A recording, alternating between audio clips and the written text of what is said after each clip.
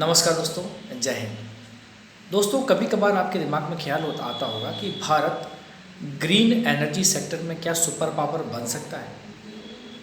आने वाले 2 दशकों में हम क्या इस क्षेत्र को बहुत अच्छे से बना सकते हैं। स्वच्छ ऊर्जा कही जाने वाली अक्षय ऊर्जा को लेकर भारत में कई गतिविधियां जारी हैं। कई बड़ी बड़ी कंपनियों ने देश की अक्षय ऊर्जा क्षमता बढ़ाने के लिए अरबों डॉलर निवेश की घोषणाएं की। इनमें बैटरी स्टोरेज से लेकर ग्रीन हाइड्रोजन को बहुत सस्ते में उपलब्ध कराने जैसे कदम भी शामिल हैं। अगर पिछले 20 साल में अगर हम भारत के आईटी सुपर पावर बनने के रूप में जाने गए तो अगले 20 साल मेरा मानना है कि तकनीक की मदद से हमारे ऊर्जा और जीव विज्ञान के क्षेत्र में हम सुपर पावर के रूप में जाने जाएंगे। लेकिन इसके लिए हमें तेल और कोयले को छोड़ना होगा, क्योंकि भारत दुनिया में तेल का तीसरा सबसे बड़ा आयातक है और उपभोक्ता है, और उसका मुख्य जो क्षेत्र ऊर्जा क्षेत्र है मुख्यतः तेल पर निर्भर है। तो भारत को आने वाले 2 से 3 दशकों में जीवाश्म ईंधन पर निर्भरता खत्म करने की पहले रणनीति बनानी होगी। अब ये रणनीति कैसे बनेगी, चलिए हम लोग इसकी बात करते हैं।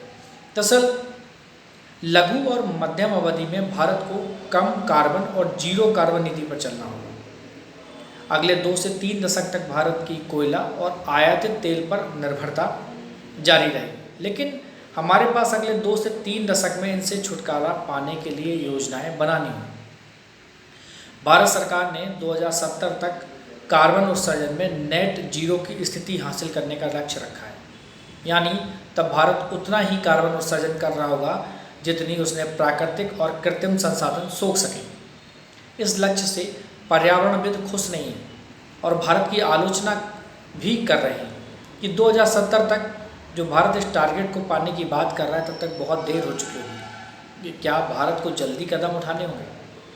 दरअसल लास्ट ईयर ग्लासगो में हुए जलवायु सम्मेलन में भारत ने कुछ ऐलान किया था कि वह 2070 तक कार्बन उत्सर्जन को नेट जीरो करने का लक्ष्य हासिल कर लेगा। COP26 में भारत के प्रधानमंत्री मोदी जी ने भी यह ऐलान किया था कि वैज्ञानिकों द्वारा सुझाई गई 2050 की समय सीमा से 2 दशक अधिक है। यह चीन से भी 10 वर्ष ज़्यादा है। चीन ने 2060 तक नेट जीरो कार्बन उत्सर्जन हासिल करने का लक्ष्य रखा है।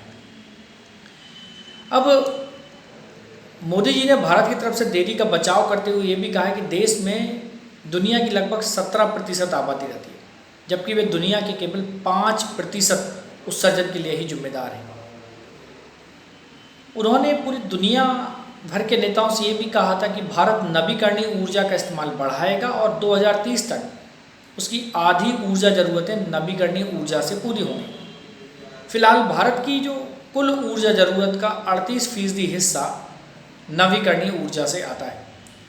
अब भारत की योजना है कि 2030 तक 450 गीगावाट अक्षय ऊर्जा पैदा करने की क्षमता हासिल कर ली जाए। फिलहाल अभी जो क्षमता है वो हमारी 150 गीगावाट है। हाल ही में भारत ने ग्रीन हाइड्रोजन की ओर भी ध्यान देना शुरू किया है और 2030 तक प्रति वर्ष 50 लाख टन ग्रीन हाइड्रोजन पैदा करने की क्षमता हासिल करने का लक्ष्य रखा गया। अब हमें ये सुनिश्चित करना होगा कि ग्रीन हाइड्रोजन की कीमत को हम इतना सस्ता ले जाएं कि $1 प्रति किलो या उससे भी कम पर हम कैसे डिस्ट्रीब्यूट कर पाएंगे। तो ये देखना होगा ग्रीन हाइड्रोजन जिसे हम भविष्य का फ्यूल कह रहे हैं, और जापान ने अब हाइड्रोजन से ट्रेन भी चलाने का ट्रायल कर लिया है।